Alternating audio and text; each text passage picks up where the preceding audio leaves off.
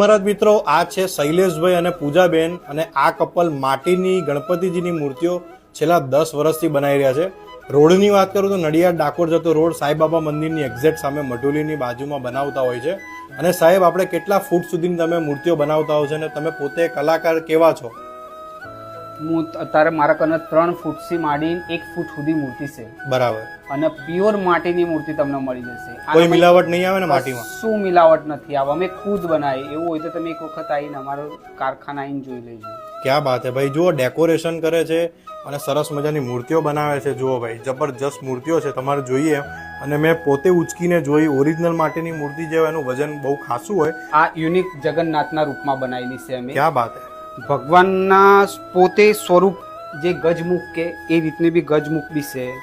પછી તિરુપતિ બાલાજી છે. વાહ! આ ભોલેનાથનું ડમરું વગાડી રહ્યા પોતે ભગવાન.